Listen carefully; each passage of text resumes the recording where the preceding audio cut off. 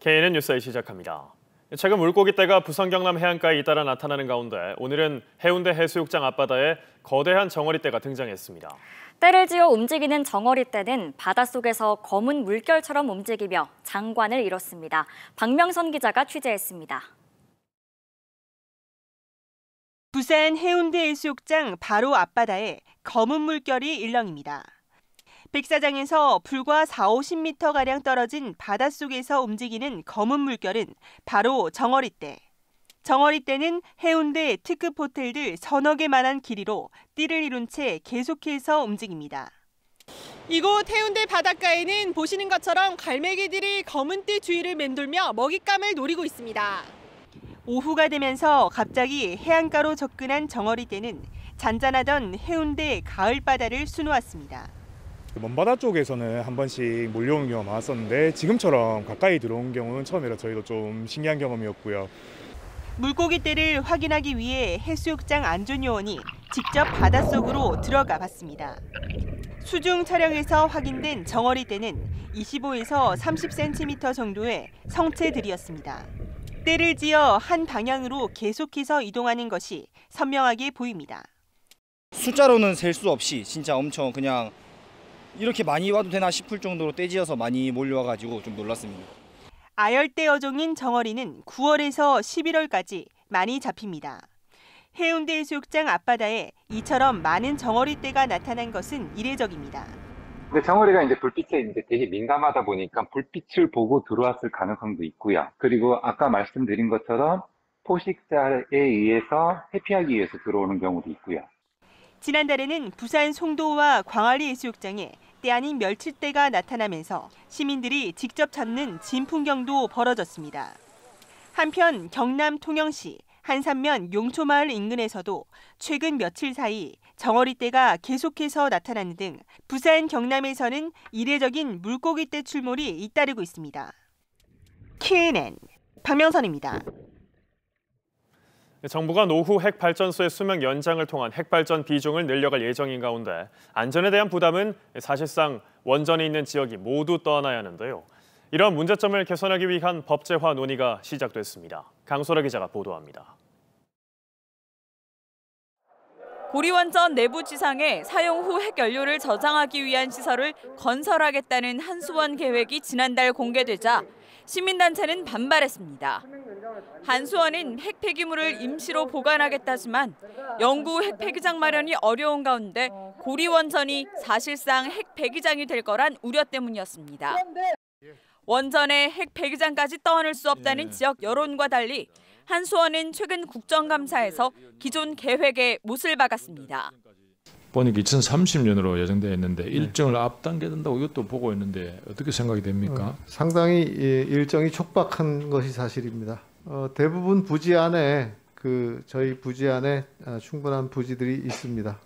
여기에 더해 내년 설계 수명이 끝나는 고리원전 2호기 등 노후 원전 수명이 연장되면 지역이 감당해야 하는 사용 후 핵연료는 급격히 늘 수밖에 없습니다.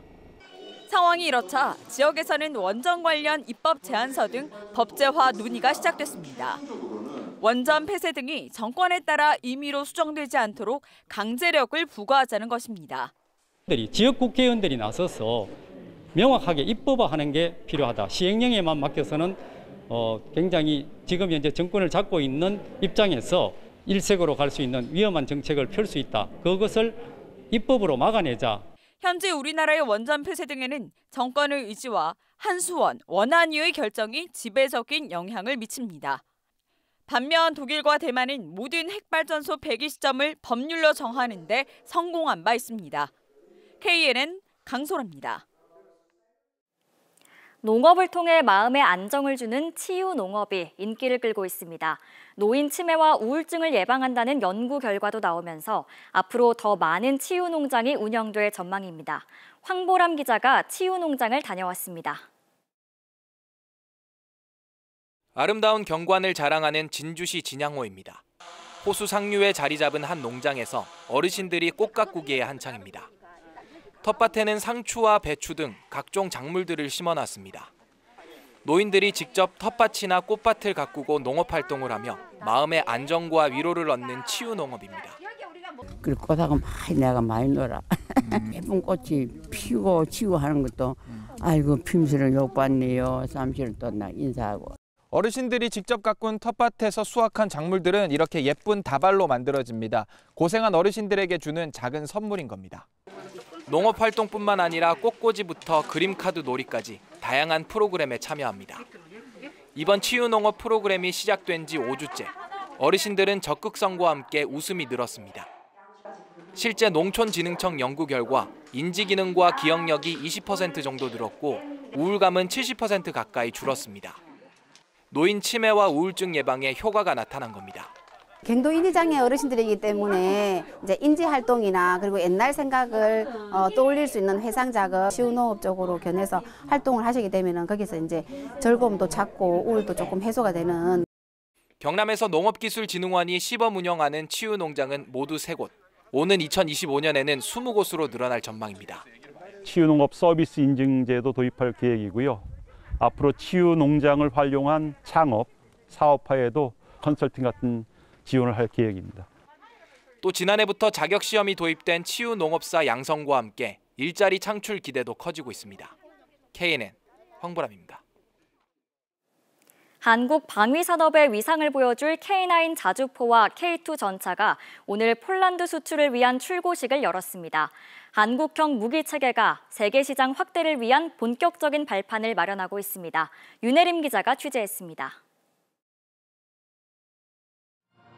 폴란드 수출길에 나설 K9 자주포가 줄을 지어 들어옵니다. 구경 155mm, 길이 8m 포신에서 발사하는 포탄 최대 사거리가 40km에 이릅니다. 폴란드와 계약한 212문 가운데 23문으로 1차 계약 이후 2개월 만에 신속하게 출하가 이뤄졌습니다. K9은 이미 글로벌 자주포 수출 시장에서 60% 이상의 점유율을 차지하고 있는데 이번 폴란드 수출로 세계 시장 점유율이 압도적으로 높아질 것으로 기대하고 있습니다. 9개 국가에서 운용 중인 K9 자주포는 중장기 개발 로드맵에 따라 무인화, AI 등 미래 첨단 기술을 접목한 지속적인 성능 개량이 추진될 것입니다. 빠른 속도로 등장하는 K2 전차입니다. 순수 한국 기술로 만든 전차로 해외에는 처음으로 폴란드에 수출하게 됐습니다. 지난 8월 폴란드와 180대 수출 계약을 맺었는데 10대가 먼저 수출길에 오르게 됐습니다. 특히 한국의 전차를 선택받았다는 것에 대해서 상당히 영광스럽게 생각을 하고요. 더 많은 유럽 쪽에 저희가 진출할 수 있는 그런 발판을 마련했다고. 이번 출고 행사에는 한국 정부와 폴란드 군 관계자가 참석해 양국 간의 협력도 약속했습니다. Poland decided to respond very quick and send a huge donation of different type of land forces platform. 방산 분야의 협력은 급속도로 진전을 이루고 있으며 전 세계가 주목을 하고 있습니다. 특히 한국 방위산업의 발전과 함께 관련 기업이 집적한 창원이 방위산업의 메카로 주목을 받고 있습니다. 이번 K2 전차와 K9 자주포 출고는 한국 방위산업의 기술을 전 세계에 알리는 것은 물론 시장 확대를 위한 중요한 계기가 될 것으로 보입니다. KNN 윤혜림입니다.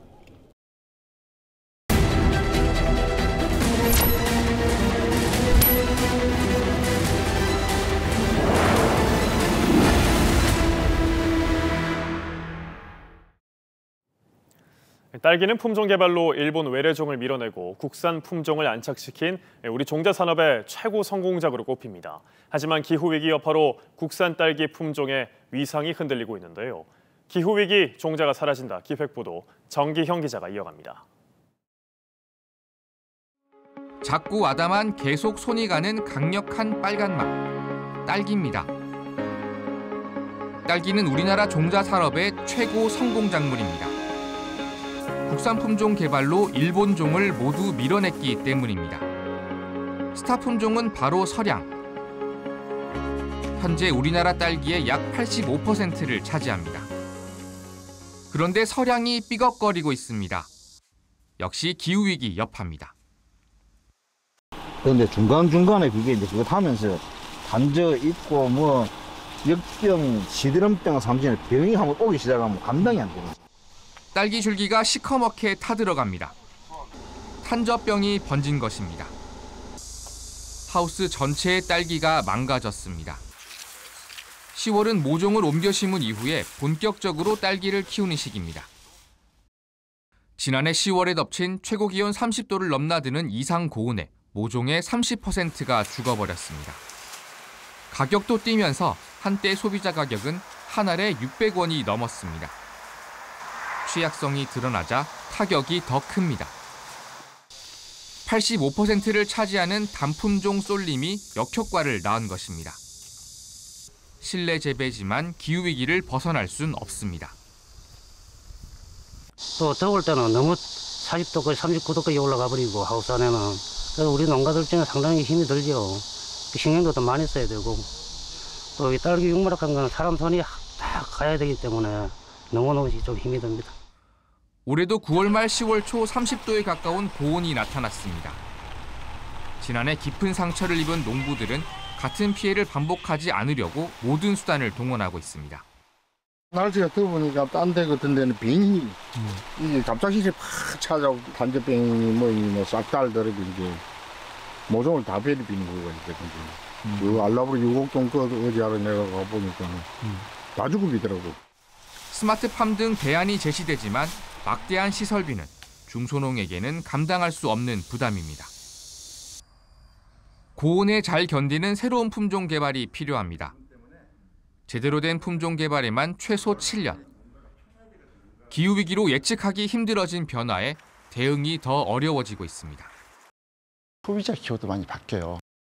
또 유전자원을 수집하는 게 그전처럼 쉽지 않고 저희도 한 300여 종 가까이 유전자원을 수집해서 갖고 있는데 지금 외국에서 유전자 수입하기도 조금씩 어려워지고 스타 작물, 스타 품종도 기후위기에 살아남지 못하고 있습니다.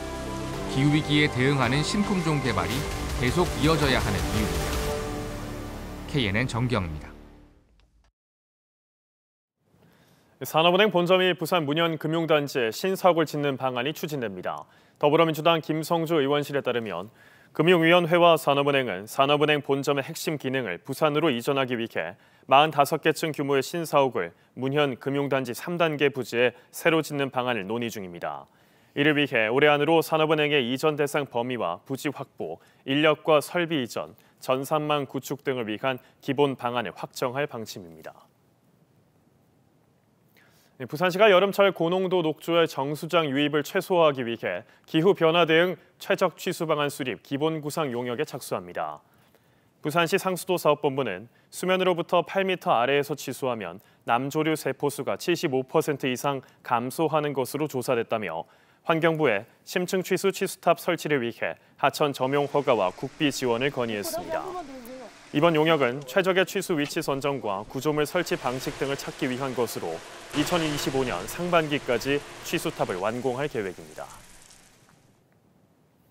부산시가 내일부터 23일까지 일본 도쿄도와 오사카부, 후쿠오카현을 잇따라 방문해 2030 부산월드 엑스포 유치 활동을 펼칩니다. 박형준 부산시장은 내일 도쿄도 부지사 면담에 이어 주 일본 한국대사관 리셉션에 참석해 일본 강요, 국회의원 등을 대상으로 부산 엑스포 유치 홍보 프리젠테이션을 할 예정입니다. 또 21일에는 2025 엑스포를 유치한 오사카를 방문해 엑스포 유치 전략을 자문한 뒤 2025 엑스포 개최지인 인공섬 유메시마를 둘러볼 계획입니다. 부산시와 부산교육청은 오늘 교육행정협의회를 열고 양측이 제안한 안건 13건을 논의했습니다. 부산시는 경제자유구역 명지지구 학교 용지 두 필지 8천여 평을 외국 교육기관 용지로 전환하고 영국 왕립학교인 로얄 러셀 스쿨에 부산분교 설립 승인 등을 협조해달라고 요청했습니다. 부산교육청은 부산 글로벌빌리지의 행정동 1개층 785제곱미터를 영어교육 거점센터로 활용할 수 있도록 무상으로 사용하게 해달라고 요청했습니다. 출근길에 의식을 잃고 쓰러진 시민이 교통경찰관과 주변을 지나던 간호사의 응급조치로 생명을 구했습니다. 오늘 오전 8시 30분쯤 부산 남구 대연동의 한 도로에서 30대 남성 A씨가 차에서 내린 뒤 의식을 잃고 쓰러지자 교통 정리를 하던 부산 남부경찰서 정상호 경사가 곧바로 심폐소생술을 실시했습니다. 또 출근길에 현장을 목격한 양은지 간호사가 A씨 상태 파악과 병원 후송을 도왔으며 A씨는 다행히 의식을 되찾았습니다.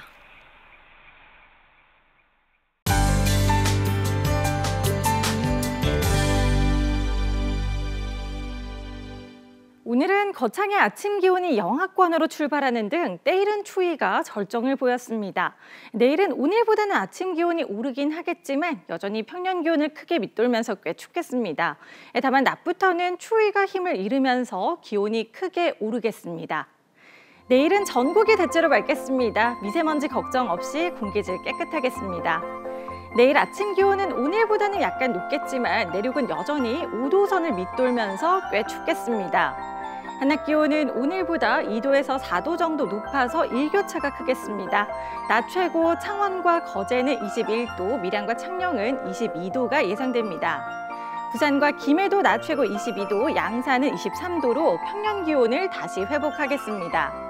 바다의 물결은 전해상에서 비교적 잔잔하게 일겠습니다. 내일 낮부터는 기온이 오름세를 보이면서 예년 이맘때 가을 날씨를 회복하겠습니다. 다만 뚜렷한 비 예보가 없어서 대기는 점차 건조해지겠습니다. 내셨습니다.